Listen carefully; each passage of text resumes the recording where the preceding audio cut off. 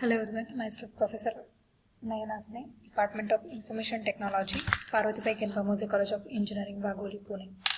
So in this session we'll start with the UML and OCL of your Unit 4, that is Object Oriented Designing. In the last session we have seen the different stages and different concepts which needs to be understood while we are going with the Object Oriented Design. So the UML and OCL.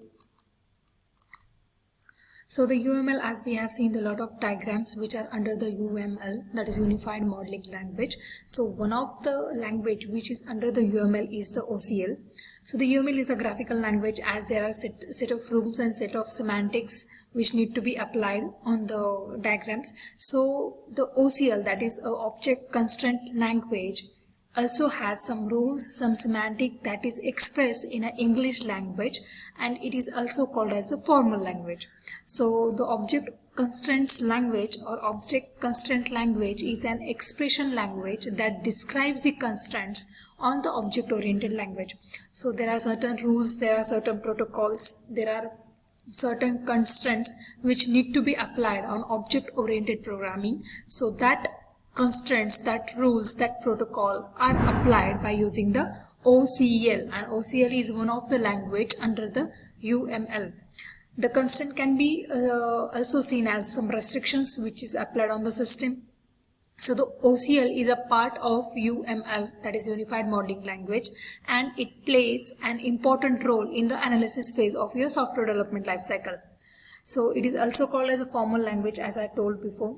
So to express the side effects from the free constraints, the user of the UML language or the user of the UML and other language can use the OCL. So there are different expressions which are attached to the model. So it is a specific language. It needs to give the specification to the particular language. Uses a simple logic for specifying the properties of the system. The UML modeling construct the requirement expression, that is in the form of type, boolean and the numbers. The expression are stated as a string in OCL. So the expression, the written statements are always treated as a string in a OCL, that is a object constraint language. We have to apply some restrictions to the object oriented language, then we use the OCL. Suppose there are some syntax for the common navigation expression. So if you want to select the age of the John, so the syntax is item.selector. So the item is your John and the selector is the age. That's why you can select the age of the John. Then we can also provide some value for the selector. So John.phone in bracket 2. So this is also one way to specify the qualifiers. We can say the selector indicates a qualified association that qualifies the atom. So the resulted object is John.phone number 2. So the John's phone number will be selected. Such as set is there. So the Boolean expression is also written in terms of the object within the set. So we can also give as the company.employee whose salary is greater than 30,000. Okay, so that employees will be selected. So these are some common navigation expressions using OCL. So if you see how to design a business layer classes, so there are certain rules, certain things which need to be considered while you are designing your business layer. The first is to try to find out your attributes, your design classes, your methods, your association, your structure and the protocols of the particular system. Second is to refine and complete the UML diagram by adding its detail.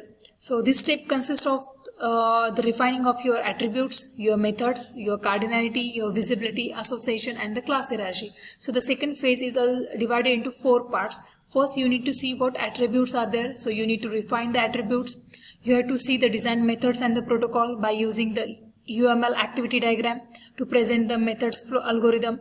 Then third is to refine the association. So which class is associated with the other classes? You need to find the association between the classes. The fourth one is to find the class hierarchy. Hierarchy is nothing but your polymorphism. Or we can say the hierarchy is nothing but the subclasses. Okay. So you need to find the class hierarchy, which class belongs to which class and how much are the subclasses.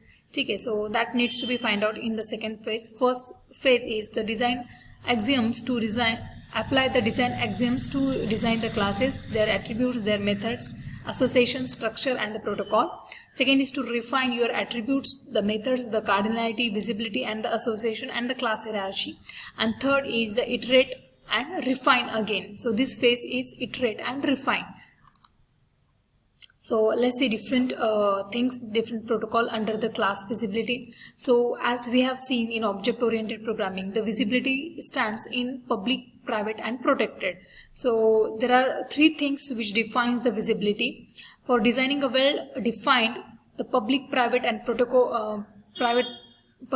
private, and protected protocols are used. So the public protocol layer, the external items in this layer define the functionality of the object. So these public protocols or the public specifiers or the public visibility is external to the system. That means that it is overall to the system. Things to keep in mind whenever you are designing the classes with the good design, or not all your attributes should be public. There should be some polymorphism, as the term indicates polymorphism, that means something should be hidden. Not all things should be publicly available. Okay, so all protocols should not be public. So the class visibility is defined by the public, private, and protected protocols. Second is designing the classes, that is refining the attributes. So first thing under the designing the classes is that you are refining the attributes.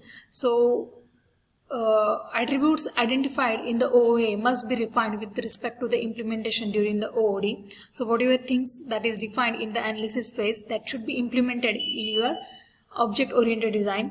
In analysis phase, attributes are just specified. The attributes are just named, but in design phase, the detailed information about that attributes are defined and operated. That means in analysis phase, only the attributes are listed, the name of attribute are listed. In design phase, the actual implementation or the operation are performed and that particular attributes. So the type of attribute can be your single value that contains a single value to the attribute. Multiplicity, that means one attribute can be related with the another attributes.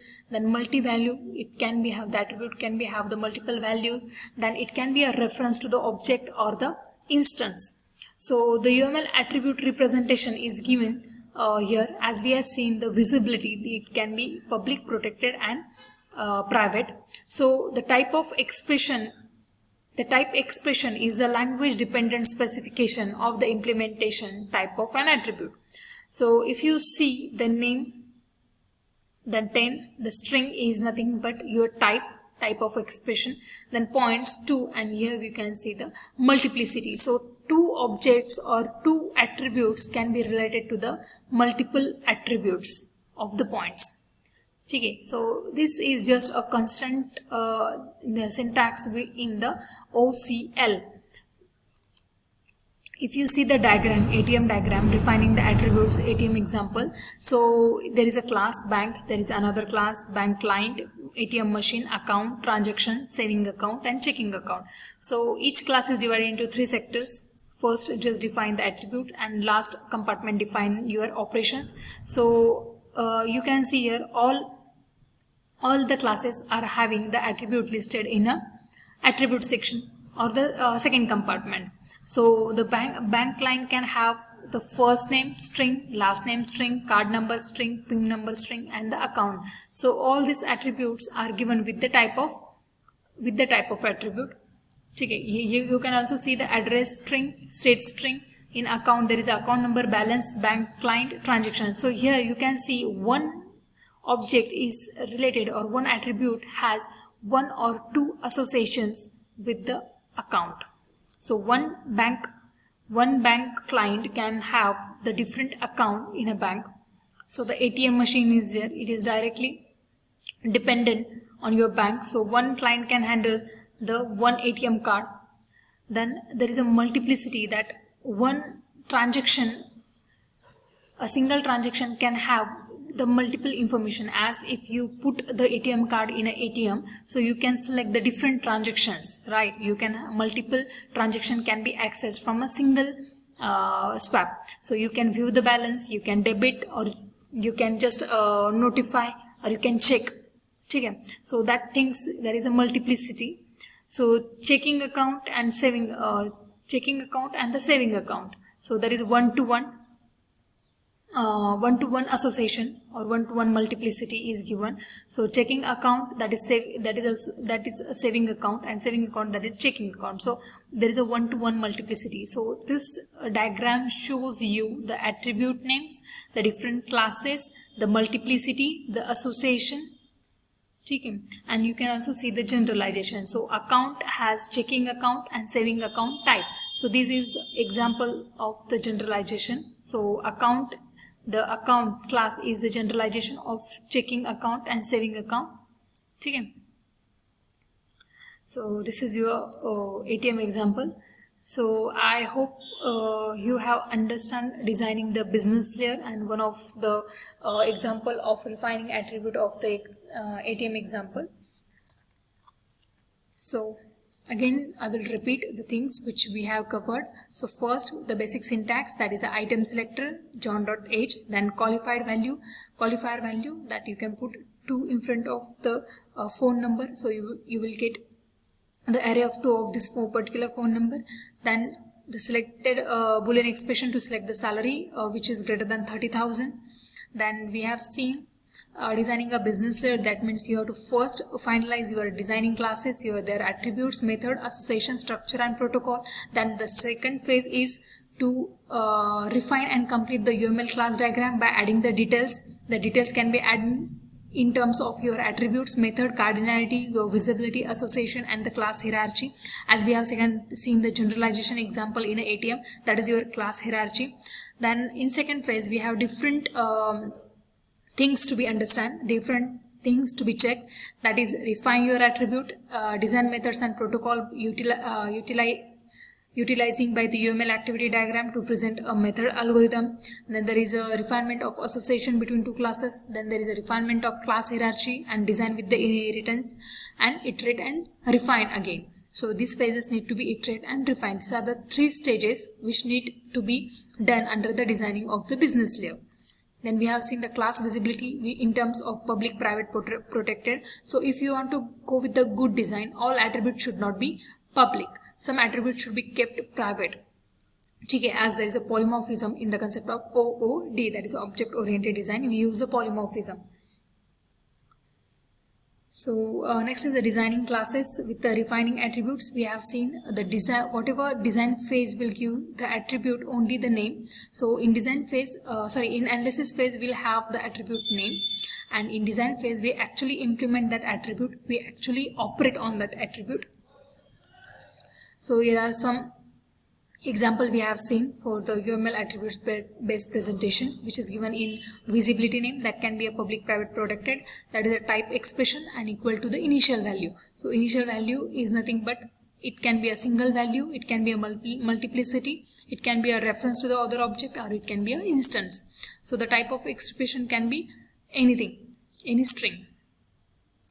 Then we have seen this ATM example with having different classes, attributes under it, which is listed in analysis phase, and we have seen the multiplicity and also the generalization. So I hope these things have been understood. So if you have any doubt, you can comment in comment section. Thank you.